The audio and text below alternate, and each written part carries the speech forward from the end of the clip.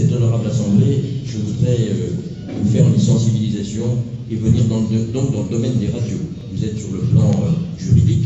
Vous savez, j'ai vu un article dans l'Économiste du 18 mai où on parle d'une deuxième génération de réformes attendues. Eh bien, je crois que c'est un secteur, moi quand je vois que ça commence par les radios libres, je me dis chouette alors.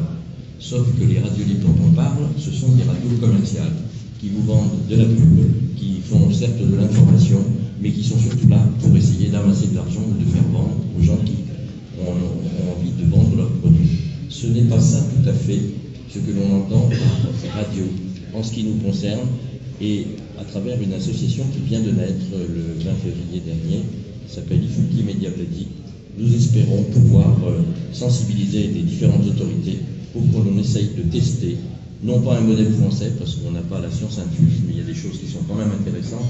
Nous avons devant nous quand même 35 ans ou 36 ans de pratique radiophonique, et nous savons que les radios de proximité, les radios associatives, sont le rempart à tout ce qu'on est en train de nous vendre sur Internet, et que l'on pense que Internet c'est la panacée. Il faut arrêter avec ça. Et la modification, si la modification dans son article 18 du DAIR 7703 est attendue, ce n'est pas uniquement pour ouvrir la porte à des web radios, à des web télévisions, parce que ça reste très confidentiel. Il faut être réaliste. Autant là on voit dans l'article qu'il y a 15 millions d'auditeurs par jour dans les radios, on n'a jamais ça sur Internet. Nos radios, pour parler que de fréquence Mistral, nous transmettons et nous mettons en podcast, c'est-à-dire que nous sommes en simultané sur Internet et aussi en émission avec des auditeurs, avec des gens du territoire.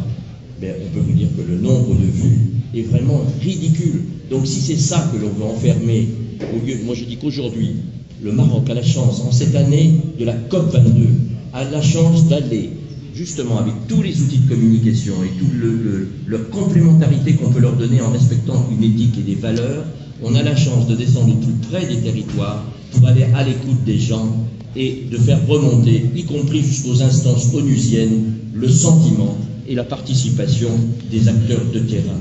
Moi, je vous sensibilise à ça et je vous demande, mes chers amis, et je demande aux représentants des différentes autorités qui sont là, d'essayer d'ouvrir ce qu'on appelle un peu...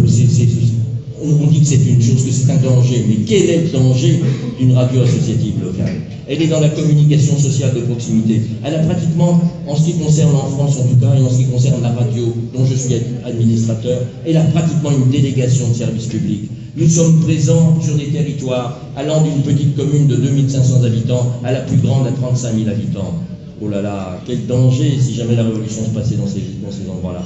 Qu'est-ce que c'est que ça? C'est un souci d'aller à l'écoute des dirigeants, à l'écoute des services aux citoyens, aller à l'écoute des citoyens eux-mêmes pour qu'on fasse monter de l'information et qu'on la fasse descendre au plus près d'eux. Parler des transports, parler des questions de santé, parler de la vie associative de cette société.